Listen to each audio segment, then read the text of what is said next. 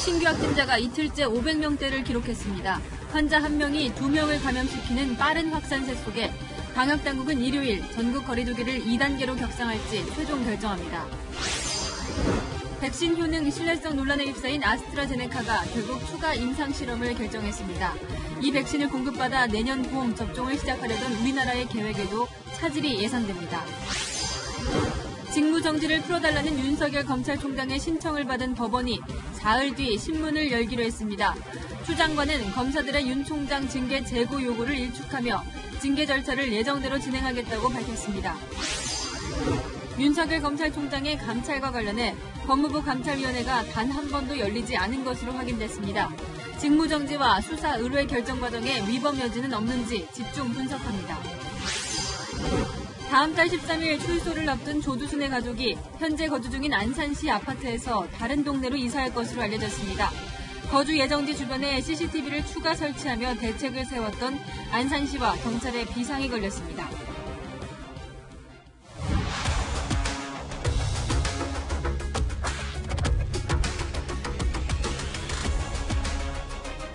뉴스에이 동정민입니다. 코로나19의 안전지대는 이제 없습니다. 신규 확진자는 이틀 연속 500명을 넘어섰는데요.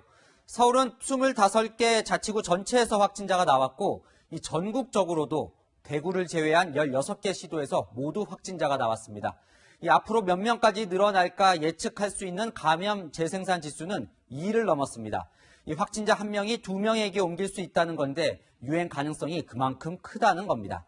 자, 정세균 국무총리도 하루 확진자 1000명을 넘어 미국, 유럽 같은 대유행 상황이 올 수 있는 위기라고 경고했습니다. 이현수 기자입니다. 하루 1000명까지 확진자가 늘어날 거라는 전문가들의 우려가 현실이 될 수도 있습니다. 코로나19 신규 확진자가 569명으로 이틀 연속 500명을 넘기자 당초 하루 400명에서 600명대를 예상했던 정부도 오늘은 1000명 가능성을 언급했습니다. 최근 일주일 평균 국내 환자는 382명으로 거리두기 2.5단계 발령 기준인 400명까지 바짝 다가섰습니다. 확산은 전방위로 계속돼 대구를 제외한 전국 16개 시도에서 확진자가 나왔습니다. 서울 강서구 에어로빅 학원 관련 확진자는 오늘만 64명이 추가돼 누적 확진자가 나흘 만에 131명까지 늘었습니다. 마포구 홍대 세교회 확진자도 124명에 달합니다. 경남 진주시 이통장 제주 연수모임 관련 누적 확진자는 61명까지 불어났습니다. 충남 공주 요양병원 집단 감염의 여파는 세종과 대전까지 번져 충청권에서 N차 감염 우려도 커지고 있습니다. 일부 전문가들은 지금과 같은 증가세를 잠재우기 위해 선제적 격상을 요구하고 있지만 정부는 신중한 입장입니다. 선제적인 조치는 중요하지만 단계에 대한 격상을 지나치게 서두르는 것도 방역상의 부작용이 발생합니다. 전국 신규 확진자 수가 300명을 넘는 상황이 일주일 이상 지속될 경우 전국 거리두기 2단계가 가능합니다. 방역당국은 1.5단계 기준에 해당하지 않는 권역이 있다며 전문가와 지방자치단체들의 의견을 수렴해 일요일 거리두기 단계 조정을 최종 결정하겠다고 밝혔습니다. 채널A 뉴스 이현수입니다. 이틀 연속 확진자가 200명 넘게 나온 서울시는 오늘부터 지하철 감축 운행에 들어갑니다. 밤 10시 이후에 운행 횟수를 줄여서 빠른 귀가를 유도한다는 건데요. 퇴근길 지하철역에 나가 있는 김민곤 기자 연결하겠습니다. 자, 시민들이 일찍 귀가를 하는 분위기입니까? 네, 저는 지금 서울 광화문역에 나와 있는데요. 밤 9시면 대부분의 식당이 문을 닫는 데다가 지하철 운행 횟수가 줄어드는 첫날이어서인지 평소 금요일 퇴근길보다는 북적이는 모습입니다. 서울시는 10시부터 사전까지 165회였던 지하철 운행 횟수를 132회로 줄이는데요. 2호선 기준 배차 간격은 기존 8분에서 10분으로 늘어납니다. 지난 24일부터 버스 운행 시간을 줄였고 오늘부터 지하철도 감축 운행해 시민들의 이른 귀가를 유도하겠다는 겁니다. 지난달 사회적 거리두기가 1단계로 완화된 이후 이번 달 지하철 혼잡도는 코로나19가 확산되기 전인 지난해와 같은 수준을 보였기 때문인데요. 감축 운행 조치를 반기는 시민들도 있습니다. 12월에 막 연말도 끼어 있고 하니까 이제 조금 더 일찍 기기하는 그런 의도가 있는 걸로 이제 감축 운행하는 그 제도에 대해서 지켜야 된다고 생각해요. 하지만 밀집도만 높일 거라는 우려도 나옵니다. 저같이 공부하는 사람들은 학교에 좀 오랫동안 남아있는데 그것 10시쯤에 사람들이 많이 몰릴 것 같아요. 그것도 안 좋은 것 같습니다. 이런 우려에 대해 서울시는 지난 4월 지하철 막차 시간을 새벽 1시에서 자정까지 앞당겼을 때도 다른 시간대로 이용객이 크게 몰리지 않았다고 설명했습니다.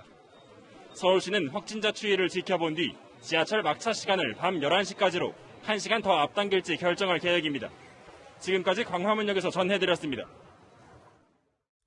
다음 주 월요일인 30일 윤석열 검찰총장에게 운명의 날이 정해졌습니다. 법무부 장관의 직무 정지 결정으로 업무에서 배제된 이 윤 총장의 직무 복귀 여부를 결정하는 법원의 신문 기일이 잡힌 겁니다. 이 법무부가 예고한 다음 주 수요일 징계위원회 개최 이전에 윤 총장 복귀 여부가 결정될 가능성이 높아 보입니다. 서울행정법원의 취재기자 나가 있습니다. 자, 이윤우 기자, 이 징계위 전에 판결이 나올지 여부가 관심이었는데 이 법원도 빨리 움직인 거네요. 네, 서울행정법원은 사흘 뒤인 30일 오전으로 신문기일을 잡았습니다. 직무정지의 효력을 멈춰달라는 윤 총장의 신청권을 이날 다루기로 한 건데요. 신문 당일 바로 결론이 나올지는 아직 확실치 않습니다. 다만 늦어도 법무부 징계위원회가 열리는 다음 달 2일 전에는 결론이 나올 걸로 전망됩니다. 윤 총장이 이날 직접 법정에 출석하는 방안도 검토 중인 걸로 전해졌습니다. 윤 총장은 직무정지 명령 자체를 취소해달라는 행정소송도 제기해놨는데요. 법원이 윤 총장의 신청을 받아들이면 본안 소송 결과가 나오기 전까지 총장 직무를 계속 수행할 수 있습니다. 자, 윤 총장은 어제에 이어 오늘 또 입장을 내놨어요. 무슨 내용입니까? 네, 윤 총장은 오후 4시쯤 법률 대리인을 통해서 어제 법무부 수사 의뢰에 대한 입장을 밝혔습니다. 판사 관련 문건은 불이익을 가할 목적이 없이 작성됐고 또 업무 참고를 위해서 일회성으로 만든 거라고 주장했습니다. 윤 총장 측은 문건 작성이 서울고검의 공판 업무 매뉴얼을 따른 것이라고도 주장했는데요. 이 지침에는 검사들이 재판부 특성을 파악해 대처해야 한다는 내용이 담겨 있다고 설명했습니다. 또 법무부가 혐의가 무엇인지도 제대로 알려주지 않고 징계를 청구했다며 관련 기록을 달라고 요구했다고 밝혔습니다. 다음 달 2일 징계위원회 대응을 위해 특별변호인을 선임한 윤 총장은 직접 징계위에 출석하는 방안도 검토하고 있습니다. 지금까지 서울행정법원에서 전해드렸습니다. 이 전국엔 59개의 일선 검찰청이 있는데요. 90% 이상이 집단 행동에 참여하며 이 검찰총장 직무 배제 철회를 요구했습니다. 이 추미애 장관의 측근 이성윤 검사장이 이끄는 서울중앙지검에 부장검사와 평검사들도 합류를 했는데요. 추 장관 여기에도 아랑곳하지 않았습니다. 검사들의 요구를 일축하며 오히려 검사들을 나무랐습니다. 안건우 기자입니다. 추미애 법무부 장관 측근인 이성윤 서울중앙지검장 밑에서도 장관을 향한 비판 목소리가 나오고 있습니다. 전국 최대 규모 검찰청인 서울중앙지검 소속 검사들은 윤석열 검찰총장에 대한 법무부 조치에 반발하고 나섰습니다. 오늘 오후 중앙지검 부장검사 30여 명은 입장문을 통해 검찰총장에 대한 징계 청구와 직무집행 정지는 검찰의 정치적 중립성과 직결된 문제라며 검찰총장 임기제의 취지와 법치주의 원칙을 저해할 수 있다고 밝혔습니다. 입장문을 내기 전 논의 과정에서도 추 장관의 조치가 위법하고 부당하다는 데 이견이 없었던 것으로 전해졌습니다. 중앙지검 평검사들 역시 어젯밤 비슷한 내용의 성명을 발표했습니다. 전국 지방검찰청과 지청 59곳의 평검사 대부분이 비판 성명에 동참한 상황. 추미애 법무부 장관은 입장문을 통해 검사들의 집단 행동을 비판했습니다. 추 장관은 검찰 조직이 받았을 충격과 당혹스러움을 충분히 이해한다면서도 판사 불법 사찰 문건에 대해선 아무런 언급이 없고 당연시하는 듯한 태도를 보고 큰 인식의 간극에 충격을 받았다고 했습니다. 그러면서 윤 총장에 대한 조치는 충분한 진상 확인과 방대한 근거 자료를 수집해 이뤄진 것이라고 했습니다. 추 장관은 앞으로도 대내외 다양한 의견을 충분히 참고해 법과 절차에 따라 징계 절차를 진행하겠다며 사실상 검찰 내부의 재고 요청을 거부했습니다. 채널A 뉴스 안건우입니다. 추미애 장관은 대검 판사 문건 의혹에 집중하고 있죠. 애초엔 윤석열 검찰총장 감찰 내용에 들어있지 않았던 사안인데요. 추 장관의 의혹 제기 이후에 곧바로 수사에 착수했습니다. 그 과정에서 의문이 제기되고 있습니다. 자, 검찰청법엔 법무부 장관이 일선 검사를 지휘할 수 없도록 되어 있는데 이 법무부가 대검 감찰부와 직접 이 사안을 교감하고 있다는 의혹이 제기된 겁니다. 자세한 내용은 남영주 기자가 보도합니다. 추미애 법무부 장관이 이른바 판사 불법 사찰 의혹을 제기하며 윤석열 검찰총장의 직무집행 정지를 발표한 건 지난 24일 오후 6시쯤. 검찰총장에 대한 징계 청구 및 직무 배제 조치를 국민들께 보고드리지 않을 수가 없게 되었습니다. 그런데 발표 2시간 뒤인 오후 8시쯤 대검 감찰부는 법원에서 관련 압수수색 영장을 발부받았습니다. 그리고 다음 날 오전 판사 문건을 작성한 대검 수사정보 담당관실 압수수색을 진행했습니다. 대검 감찰부가 이처럼 신속하게 압수수색 영장을 확보한 이유를 두고 법조계 일각에선 사전에 법무부와 관련 자료 등을 공유했을 가능성을 제기합니다. 한 검찰 관계자는 오후에 압수수색 영장을 받으려면 당일 아침 일찍 청구해야 한다며 대검 감찰부가 추 장관 발표 전부터 영장을 준비해 청구했을 가능성이 높다고 말했습니다. 감찰부의 압수수색을 검찰총장 권한대행인 조남관 대검차장 등이 보고받지 못한 것도 논란입니다. 대검 감찰부가 추 장관이나 법무부의 지시를 직접 받아 수사에 착수했다면 법무부 장관은 구체적 사건에 대해 검찰총장만 지휘케 한 검찰청법 위반 소지가 있다는 지적입니다. 한편 법무부가 대검에 윤 총장 수사를 의뢰하는 과정에서도 감찰 업무 책임자인 류혁 법무부 감찰관의 반대 의견은 배제된 걸로 알려져 절차 준수 여부 논란도 제기되고 있습니다. 채널A 뉴스 남영주입니다. 이 와중에 외부위원으로 구성된 법무부 자문기구, 이 감찰위원회도 법무부의 문제 제기를 하고 나섰습니다. 평검사를 징계할 때도 감찰위가 열리는데 하물며 검찰총장을 징계하는데 한 번도 감찰위원회가 열리지 않았다는 겁니다. 이 법무부는 최근 감찰 전에 감찰위원회를 개최하지 않아도 되도록 규정을 바꿨죠. 감찰위는 윤석열 검찰총장 징계위 개최 이전에는 무조건 소집해야 한다고 요구했습니다. 이지훈 기자입니다. 법무부가 정한 윤석열 검찰총장 징계위원회 개최일은 다음 달 2일. 원칙과 절차에 따라 엄정하게 징계 절차를 밟도록 하겠습니다. 윤 총장 해임까지 정할 수 있는 징계위원회가 닷새 앞으로 다가왔지만 법무부는 윤 총장 감찰 전후로 감찰위원회를 한 번도 열지 않은 걸로 확인됐습니다. 감찰위원 대다수는 징계위원회가 열리는 사실도 언론 보도를 통해 접한 걸로 알려졌습니다. 이에 감찰위원 11명 중 6명이 어제 법무부에 감찰위원회 임시회의를 열게 해달라는 공문을 보냈습니다. 개최 시기는 무조건 징계위원회가 열리기 전으로 해달라는 입장도 밝혔습니다. 현재로선 징계위 하루 전날인 다음 달 1일 열릴 가능성이 높습니다.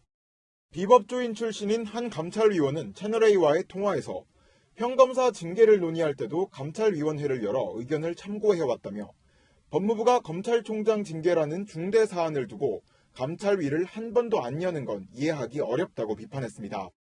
앞서 법무부는 이달 초 중요 사안 감찰 전 감찰위원회의 자문을 받아야 한다는 감찰 규정을 받을 수 있다로 바꿨습니다. 이를 두고 법무부가 윤 총장 감찰 등에 대한 감찰위 의견 수렴 과정을 건너뛰려 했던 것 아니냐는 지적도 나옵니다. 채널A 뉴스 이지훈입니다. 정치권도 윤석열 총장의 직무정지 문제로 마비됐습니다. 더불어민주당은 윤석열 총장 사퇴를 넘어서 형사처벌까지 언급하고 나왔습니다. 추미애 법무부 장관이 거론한 윤 총장의 6가지 감찰 사안 중에 특히 판사 문건을 집중적으로 문제 삼고 있습니다. 먼저 이현수 기자가 여당의 움직임부터 보도합니다. 더불어민주당은 윤석열 검찰총장의 재판부 사찰 의혹을 범죄 행위로 규정하며 철저한 수사를 촉구했습니다. 검찰의 판사 사찰은 사법부 독립과 법치주의에 대한 도전이며 민주주의의 근간을 흔드는 중대 사안입니다. 윤석열 총장의 감찰과 수사는 법과 원칙에 따라 증거에 근거해서 엄정하게 진행되어야 할 것입니다. 윤 총장이 소송전에 나서고 일선 검사들이 반발하는 데 대해선 특권의식에 빠져 있다고 비판했습니다. 대한민국은 지동설의 나라입니까? 검동설의 나라입니까? 대한민국 법은 검찰을 위해 존재하는 것입니까? 당내에선 윤 총장의 재판부 사찰 의혹을 두고 직무 배제를 넘어 형사고발돼 처벌받아야 할 사안이라거나 공수처를 출범시켜 철저히 수사해야 한다는 주장까지 나왔습니다. 스스로 거취를 결정하라고 주문하던 것에서 한 발 더 나가 형사처벌까지 거론하며 압박 수위를 높이고 있는 겁니다. 민주당 내에선 형사처벌 언급을 두고 윤 총장을 사퇴시키려는 목적이 큰 것 같다는 해석이 나옵니다. 금고형 이상의 형을 받게 되면 파면되는데 윤 총장의 임기인 내년 7월 전에 결론이 나오긴 쉽지 않아 보입니다. 1심에서 형사처벌을 받더라도 윤 총장이 불복할 경우 최종 판결이 날 때까지 상당한 시간이 걸릴 것으로 예상되기 때문입니다. 민주당은 추가적으로 특임검사 도입 등도 검토할 계획입니다. 채널A 뉴스 이현수입니다. 국민의힘은 이낙연 민주당 대표가 먼저 꺼낸 국정조사를 반격카드로 밀어붙이고 있습니다.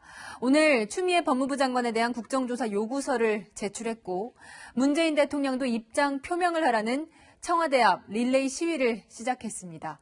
이어서 안보겸 기자입니다. 국민의힘은 추미애 장관의 윤석열 총장 직무정지 명령 등을 법치 문란 사건으로 규정하고 국정조사 요구서를 국회에 제출했습니다. 소속 의원들과 국민의당, 무소속 의원들까지 포함해 110명이 공동 발의했습니다. 윤석열 검찰총장에 대한 일방적인 불법 감찰, 수사 지휘, 인사 등으로 야기된 대한민국의 법치 파괴 행위여서 당연히 국정조사가 필요한 사안입니다.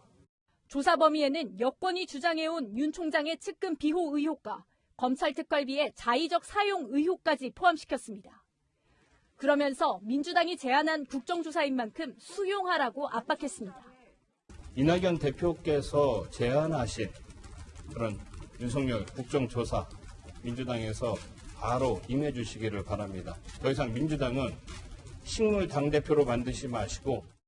국민의힘 초선 의원 전원은 대통령의 침묵으로 대한민국을 독재의 낭떠러지 끝으로 몰아넣었다는 성명을 발표한 뒤 청와대를 찾아 질의서를 전달했습니다. 무엇이 그렇게 두려우신 겁니까?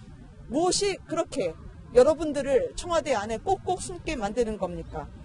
초선 의원들은 대통령이 입장을 표명할 때까지 청와대 앞에서 릴레이 시위를 이어갈 방침입니다. 채널A 뉴스 안보겸입니다. 자, 이렇게 문재인 대통령이 입장을 밝히라는 목소리가 커지고 있지만 청와대는 오늘도 조용했습니다. 법무부 검사징계위원회가 윤석열 총장 징계에 대한 결론을 내린 뒤에야 대통령의 결정이 나올 방침입니다. 청와대 분위기는 강지혜 기자가 취재했습니다. 문재인 대통령의 윤석열 검찰총장 거취에 대한 언급은 빨라야 다음 달 초에나 나올 것으로 보입니다. 청와대 관계자는 징계위 결과에 따라 대통령이 할 수 있는 일이 있으면 할 것이라고 말했습니다. 지금은 징계 절차가 진행 중인 만큼 입장을 내놓기 조심스럽지만 징계에 대한 결론이 나온 뒤에는 자연스럽게 대통령이 입장을 내놓을 거라는 얘기입니다. 징계위원회 회의는 다음 달 2일로 예정돼 있습니다. 검사징계법은 해임이나 면직, 정직, 감봉의 경우에는 법무부 장관의 제청으로 대통령이 집행하도록 규정하고 있습니다. 국민의힘은 징계위 절차가 대통령의 윤 총장 거취 결정을 위한 명분 쌓기용 아니냐고 지적합니다. 대통령의 의지에 따라 임기를 채우지 못했었던 역사를 볼 때 대통령은 검찰총장의 진퇴에 대해 전권을 갖고 있음이 분명합니다. 청와대는 문 대통령이 정치적 결단으로 윤 총장을 해임하라는 야당의 요구는 받아들일 수 없다는 입장입니다. 검찰청법에 규정된 사유 없이 윤 총장을 해임할 경우 위법 논란에 휩싸일 수 있고 정치적 부담도 크기 때문입니다. 청와대 관계자는 마음에 안 드니까 그만두라고 하라는 건 대통령한테 불법을 저지르라는 얘기라고 잘라 말했습니다. 문 대통령은 오늘 오전 청와대에서 열린 2050 탄소중립 범부처 전략회의에 참석했지만 윤 총장의 직무 배제와 관련해서는 어떤 메시지도 내지 않았습니다. 채널A 뉴스 강지혜입니다. 윤석열 검찰총장의 운명의 날이 정해졌지요. 사회부 정현우 기자와 살펴보겠습니다. 자, 이 다음 주가 운명의 한 주인 거죠? 네, 그렇습니다. 다시 정리를 해보면요. 윤석열 총장이 직무 정지를 멈춰달라고 낸 가처분 신청, 오는 30일 서울행정법원에서 신문이 열립니다. 그리고 이틀 뒤인 다음 달 2일에 징계위원회가 열리는데요. 그런데 앞서 보셨듯이 감찰위원회 위원들이 요구한 임시회의가 징계위원회 하루 전인 1일에 열릴 가능성이 높습니다. 그러니까 다음 주 월, 화, 수 이제 계속 되는 거네요. 자, 하나씩 짚어볼까요? 감찰위원회가 징계에 반대를 하면 어떻게 됩니까? 감찰위에서 사실 어떤 목소리가 나와도 징계위 결정에 미칠 영향은 크지 않을 걸로 보입니다. 앞서 보셨듯이 감찰 규정이 이미 바뀌어서 감찰위의 자문이 의무가 아닙니다.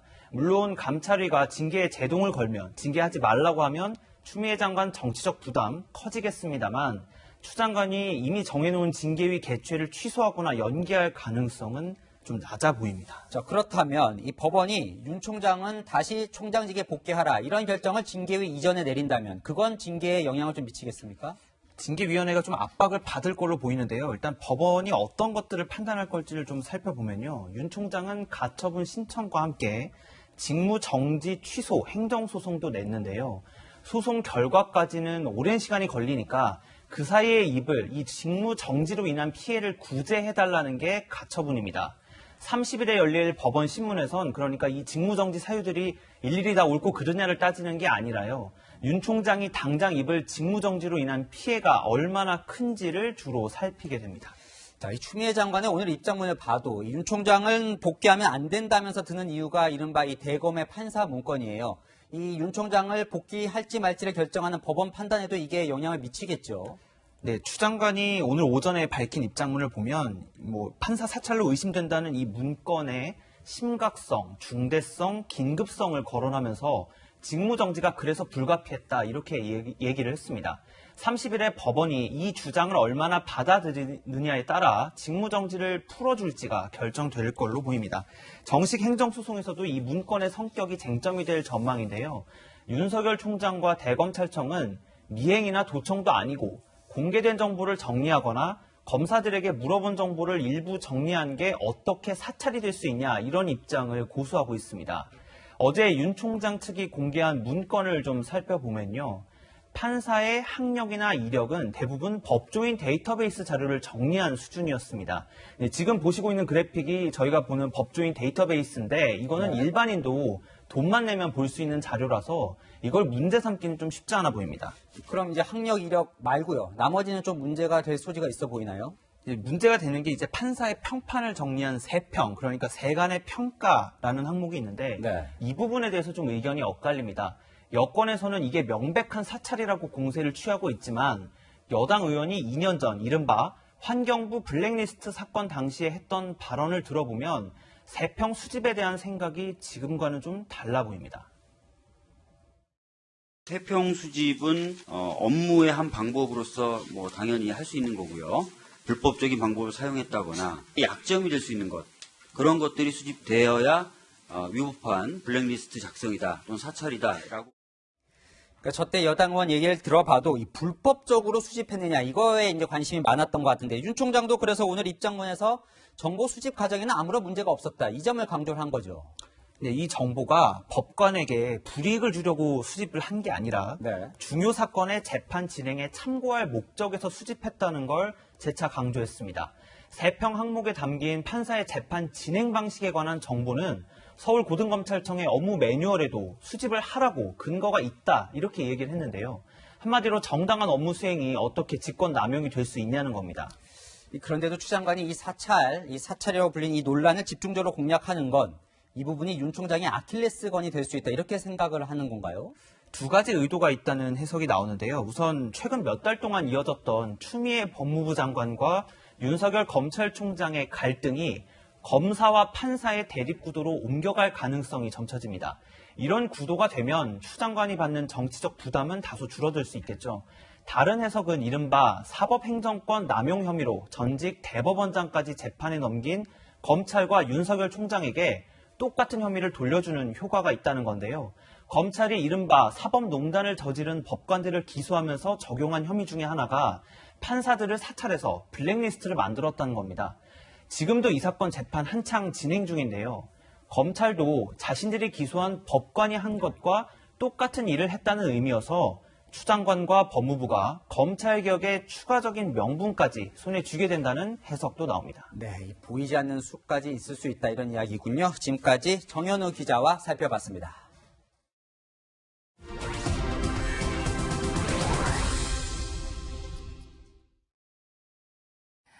블룸버그 통신이 최근 발표한 코로나 시대 살기 좋은 나라 순입니다. 우리나라는 4등이죠. 그런데 우리보다 추가 확진이 더 많은 일본이 2등을 차지해서 의아해하는 분들이 많았습니다. 여러 판단 요소 중에 백신 공급 계약 건수 등이 순위를 갈랐습니다. 일본은 이미 총 인구를 넘는 백신 분량을 확보했다고 알려졌습니다. 반면 현재 우리 정부가 공식 확보한 백신 물량은 제로입니다. 그동안 자랑해왔던 K방역, 백신 확보 경쟁에서는 뒤처지는 것이 아닌가 걱정하는 목소리가 많습니다. 그나마 국내에서 위탁 생산을 한다고 해서 기대를 모았죠. 이 아스트라제네카 백신마저 신뢰성 논란이 일고 있습니다. 김단비 기자가 취재했습니다. 우리 정부가 코로나19 백신의 신속한 허가를 위해 사전 검토에 들어간 해외 백신은 영국 옥스퍼드대와 다국적 제약사 아스트라제네카가 개발 중인 코로나19 백신입니다. 평균 70%, 최대 90% 면역 효과를 봤다는 임상 3상의 중간 결과를 최근 내놨지만 연구 신뢰성에 의문이 제기되고 있습니다. 연구진이 실수로 용법의 절반만 투여한 참가자에게서 설명할 수 없는 높은 면역 효과를 받고 이들의 나이가 55세 이하였다는 점이 뒤늦게 드러났기 때문입니다. 신뢰성 논란이 일자 파스칼 소리오트 아스트라제네카 최고 경영자는 한 인터뷰에서 새로운 연구를 통해 기존 실험에서 확인된 90% 효능을 확인할 수 있길 바란다고 말했습니다. 논란을 잠재우기 위해 추가 임상시험에 들어가겠다는 겁니다. 이르면 내년 봄 국내에 백신을 공급하려던 우리 정부의 계획도 차질이 생길 수 있습니다. 아스트라제네카 백신은 현재 식품의약품안전처의 신속 허가 프로그램에 참여 중으로 정부가 국민 3천만 명분의 백신을 확보하기 위해 물밑 협상 중인 제약사 중 한 곳입니다. 전문가들은 백신 확보 전략에 변화가 생길 수 있다고 분석했습니다. 파이저랑 모더나랑 협상을 하고 있었고 우리나라한테는 아주 심한 그 위기로 올 것 같지 않아요. 아주 롱텀 인정하지 않을 거거든요. 다만 아스트라제네카가 식약처 최종 허가를 받기 위해서는 재임상 자료도 제출해야 하기 때문에 재임상 시험이 길어진다면 접종 시기도 그만큼 늦어질 수 있습니다. 정부는 확보한 백신의 종류와 물량에 대해 12월 초 발표할 계획입니다. 채널A 뉴스 김단비입니다. 보신 것처럼 우리나라의 백신 확보는 지지부진하지만 이미 물량을 확보한 다른 나라는 접종을 서두르고 있습니다. 트럼프 미국 대통령이 이르면 다음 주 배송을 시작해서 의료 관계자와 노인부터 우선 접종을 시작하겠다고 밝혔습니다. 박수유 기자입니다. 트럼프 대통령은 다음 주부터 백신 배송을 시작하겠다고 예고했습니다. The vaccines are being delivered literally. It'll start next week and the week after. And it'll hit the frontline workers and seniors and doctors, nurses, a lot of people. 군 병력을 동원해 전국에 배포할 것으로 알려졌습니다. 미 식품의약국 FDA는 다음 달 10일 화이자와 바이오엔테크의 코로나19 백신 긴급 사용을 심사할 예정인데 승인이 떨어지면 바로 접종이 가능할 전망입니다. 올 초 전문가들은 백신 개발에 최소 1년이 걸릴 것으로 내다봤지만 트럼프 대통령은 연내 개발을 밀어붙였고 It's called Operation Warp Speed. 보란듯이 6개월 만에 성과를 낸 겁니다. 감염병 전문가 안젤라 라스무센 콜롬비아 대학 교수는 워프스피드의 주요 성과는 막대한 투자를 통해 백신 생산 속도를 끌어올린 것이라며 기관론자들이 틀렸음을 인정했습니다. 실제로 미국 정부는 화이자와 모더나, 존슨앤존슨 등 6개 주요 제약사에 11조 8천억 원이 넘는 막대한 자금을 쏟아부었습니다. 이 돈으로 백신 개발뿐 아니라 제조와 배송 지원, 사전 구매까지 끝내 제약사들의 부담을 덜어준 겁니다. 이들로부터 미국은 8억 회분, EU는 9억 회분의 백신을 확보했고 이제 접종을 서두르고 있습니다. 미국은 다음 달 11일 첫 접종을 시작해 내년 5월 집단 면역을 형성할 계획이고 독일 등 유럽도 연내 접종을 시작합니다. 채널A 뉴스 박수유입니다. 비록 백신은 준비됐지만 미국의 코로나19 상황 여전히 암울합니다. 최대 명절인 추수감사절을 맞아 트럼프 대통령과 바이든 당선인이 정반대의 메시지를 내놔서 방역의 혼선까지 빚고 있습니다. 한수아 기자입니다. 미국의 코로나 확진자는 20일 연속 10만 명대를 기록하며 최악의 겨울을 예고하고 있습니다. 하지만 미국 교통안전청은 추수감사절을 맞아 지난 20일부터 엿새 동안 무려 595만여 명이 한국 여행에 나섰다고 밝혔습니다. I'm a little nervous about going through the airport, but my family's worth it, and I'm willing to take a chance. I'm taking all the precautions. 전문가들은 추수감사절 이후 거센 후폭풍을 우려합니다. You're going to see the strains on hospitals across the country, even without the Thanksgiving surge, and I am worried that Thanksgiving is going to make things worse. 바이든 대통령 당선인은 국민들을 향해 집에 머무를 것을 당부했지만 It's a personal sacrifice that each of our families can make and should make to save somebody else's life. But it's also a shared sacrifice for the whole country. 트럼프 대통령은 정반대의 메시지를 내놓았습니다. 모든 미국인들이 집과 예배당에서 모여서 신에게 감사의 기도를 드리기를 권한다라며 모임을 장려한 겁니다.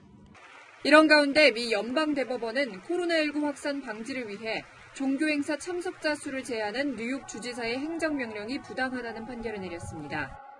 So I think this was really just an opportunity for the court to express its philosophy and politics. 5대4로 갈린 이번 판결에서는 트럼프 대통령이 임명한 보수 성향 에이미 코니 베럿 대법관의 의견이 결정적인 역할을 한 것으로 알려졌습니다. 채널A 뉴스 한수아입니다.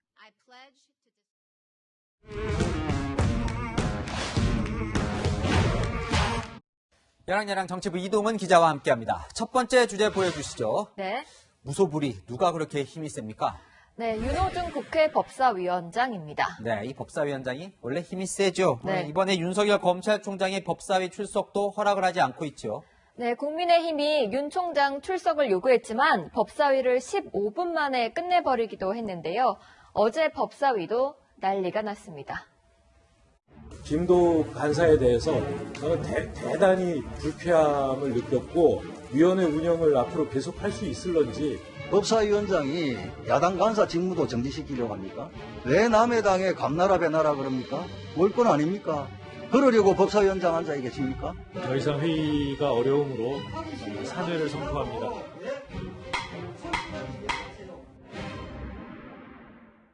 보좌관 출신인 윤호중 위원장이 보좌관을 비하했다. 이런 논란도 있던데요. 네, 먼저 윤호중 위원장이 뭐라고 했는지 들어보시죠. 김도욱 간사를 보좌하는 직원들에게도 간사를 좀 제대로 보필하라고 얘기를 하고 싶어요. 미국 의회에는 자격 시험 제도가 있는데 우리나라도 그런 걸 좀 도입해야 되지 않나. 네, 국민의힘은 법사위원장 자격시험이나 도입하라면서 사과를 요구했습니다.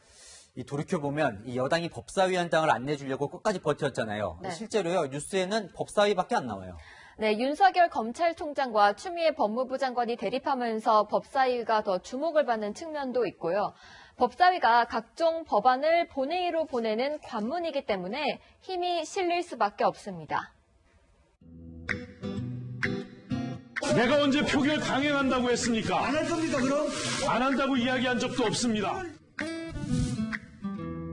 위원장님 잠깐만 말씀하세요. 짧게 해주십시오. 제가 1분 안에 마무리해달라고 1분 더 드릴 때는 질문 답변을 1분 안에 다 마무리해달라는 건데요.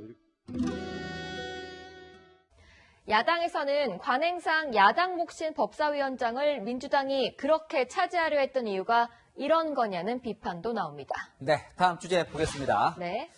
또 주워 담기. 민주당이 뭘 또 주워 담았습니까? 네, 바로 윤석열 국정조사입니다. 이낙연 민주당 대표가 먼저 제안했는데 야당이 막상 하자고 하니까 발을 빼는 모양새입니다.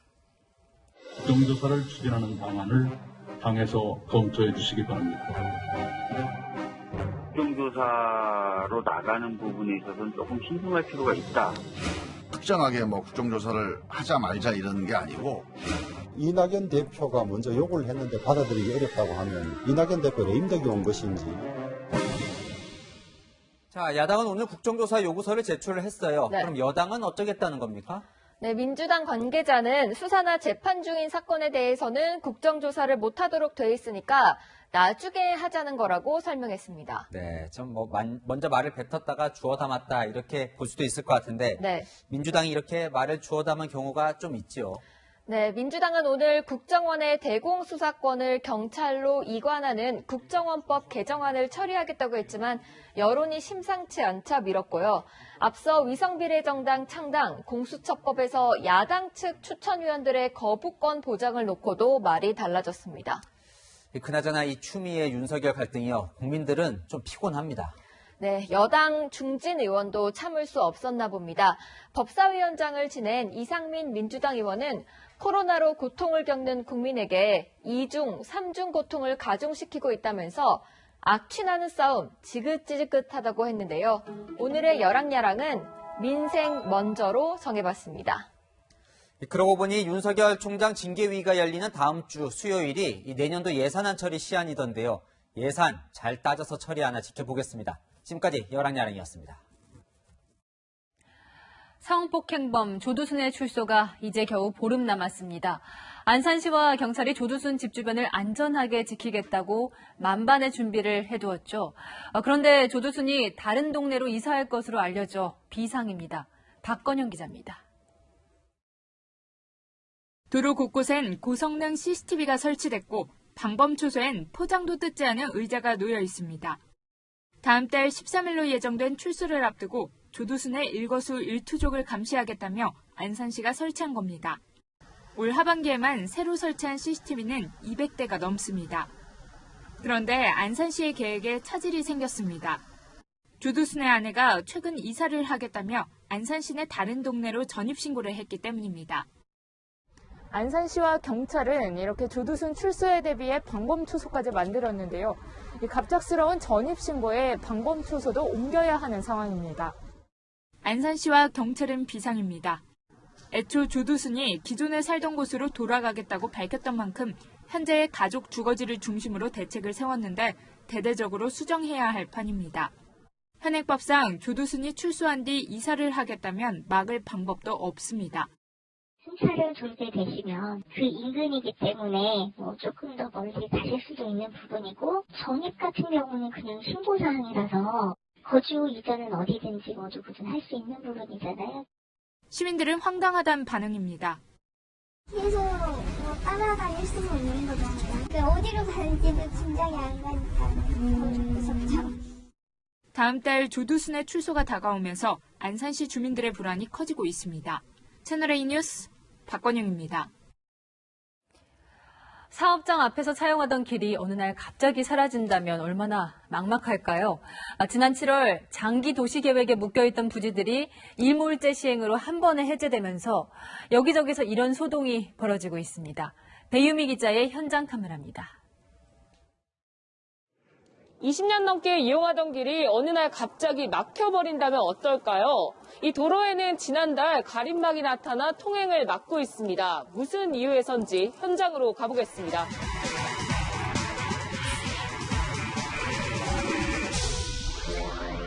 길은 한 사람이 지나갈 공간만 겨우 남았습니다. 이거 좁은데? 인근 공장은 하루아침에 날벼락을 맞았습니다. 가림막이 문 바로 앞을 막았기 때문입니다. 참 무슨 말을 나올지도 모르겠고 한마디로 황당했죠. 25년 동안 계속 우리가 이 도로를 사용하고 왔고 공장은 임시방편으로 새 문을 뚫고 직원들이 자재를 손으로 나르고 있습니다. 이제 일일이 들고 다니죠. 이건 억질로 도저히 안 돼서 이제 우선 응급 처치를 뒷집에 주인한테 얘기해가지고 당분간은 1988년 도시계획에서 도로로 지정됐던 공장 앞 땅이 지난 7월부터 시행된 일몰제로 해제된 게 발단이 됐습니다. 땅 주인이 재산권을 주장하며 가림막을 설치한 겁니다. 땅 주인은 도로를 계속 쓰려면 부지를 사라고 공장 측에 요구하고 있는데 코로나19 사태로 일감이 크게 준 상황에서 소가리만 하고 있습니다. 땅을 돌려받은 땅 주인들도 할 말이 많습니다. 이 오르막길에 따라 집들이 줄지어 서 있는데요. 길 가운데 이렇게 울타리가 쳐졌습니다. 지금은 사람이 지날 수 있는 공간만 남아 있습니다. 45년간 도로로 사용되던 이 땅 역시 도시계획이 해제됐습니다. 하지만 땅 밑에 상하수도와 도시가스 시설이 매설돼 부지 활용은 엄두를 못 냅니다. 재산세만 2배 이상 올랐습니다. 상하수도 있는데 여기 건축 허가가 나겠어요? 건축 허가가 난더라도 이 집하고는 거리를 떼어주고 될 끼고 특별히 할 게 없어요. 뭐. 수십 년간 사용한 길을 잃어버린 주민들도 난감하긴 마찬가지입니다. 우리도 몰랐는데 원래 주인이 있었는데 구청에 전화해서 내가 저 위에 올라가다가 차가 사고 난다든가 하면 차 어떻게 빠지냐고. 공원이나 도로 등 도시계획시설로 지정됐다 지난 7월 이후 해제된 토지는 전국의 569제곱킬로미터, 대전시 면적보다 넓습니다. 지자체들이 도시공원 조성 등 공원부지 해결에 적극 나서고 있지만 도로부지 문제는 개인 간 협의나 민사소송 외에 해결할 방법이 없습니다. 국토교통부에서 도시계획 시설 실효 대비 업무 지침에 민사적으로 해야 될 사안이라고 지침이 내려와 있습니다. 지자체가 손에 놓고 있는 사이 일몰제가 재산권 침해와 이웃 간 분쟁의 불씨가 되고 있습니다. 현장 카메라 배우입니다. 심장마비로 황망하게 세상을 떠난 축구 영웅 마라도나를 조문하려는 시민들을 통제하기 위해 경찰이 최루탄과 고무총까지 사용할 정도였습니다. 전설의 축구인의 마지막 길, 황아람 기자가 보여드립니다. 시위 진압 차량이 도심에 들어서고 오토바이에서 내린 경찰들은 고무총을 발사합니다. 축구 영웅과 작별 인사를 못한 시민들이 한꺼번에 몰리자 경찰은 최루탄으로 해산을 시도합니다. 심장마비로 갑자기 세상을 떠난 축구 영웅 마라도나에 관은 아르헨티나 국기와 등번호 10번이 새겨진 유니폼으로 덮였습니다. 성호를 그으며 고인을 애도한 페르난데스 대통령을 포함해 시민 수만 명이 축구 영웅을 배웅했습니다. Nos dio tantas alegrías, tanta felicidad y bueno, una grave pérdida, creo que para el fútbol mundial. 시신이 안치된 대통령궁 주변엔 조문 시작 전 새벽부터 3km가 넘는 긴 줄이 이어졌습니다. 코로나19 확산을 막기 위해 강도 높은 격리 조치를 장기간 시행해온 아르헨티나 정부도 축구 영웅이 떠나는 날 뜨거운 추모 열기를 막을 수 없었습니다. 마라도나가 전성기를 누렸던 이탈리아 나폴리 구단은 축구장에 이름을 붙여 고인을 추모하겠다는 뜻을 밝혔습니다. 지난 1984년부터 7년간 나폴리에서 활약한 마라도나는 2번의 리그 우승과 유럽 축구 연맹 우승컵을 선사했습니다.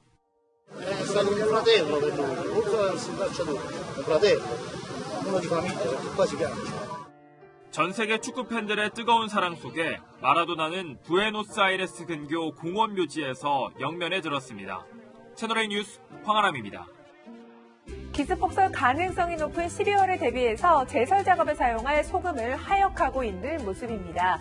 안전을 위해서 미리미리 준비하는 것만큼 좋은 대비책은 없겠죠.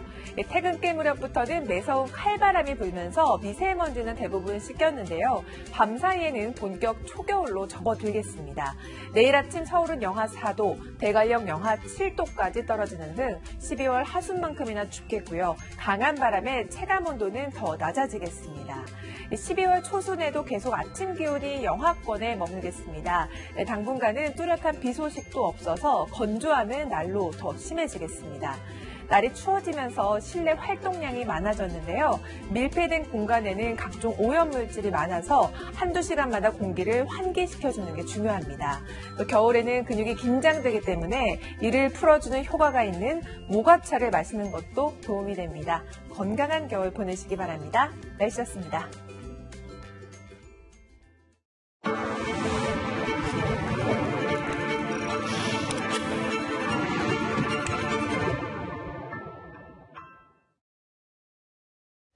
(2020년이) 어느덧 한 달 남았습니다. 올해 1월부터 국민들은 1년 내내 코로나 확진자 그래프 추이를 지켜보며 걱정을 했죠. 올해 1월 추미애 법무부 장관이 취임했습니다. 1년 내내 국회에서는 고성이 오갔고 이 검찰총장과는 벼랑 끝 싸움을 계속 벌이고 있습니다. 그런데 정작 국민들에게 남은 건 뭘까요? 오늘 클로징은 텅 빈 1년으로 하겠습니다. 오늘 뉴스 여기까지입니다. 내일도 뉴스입니다.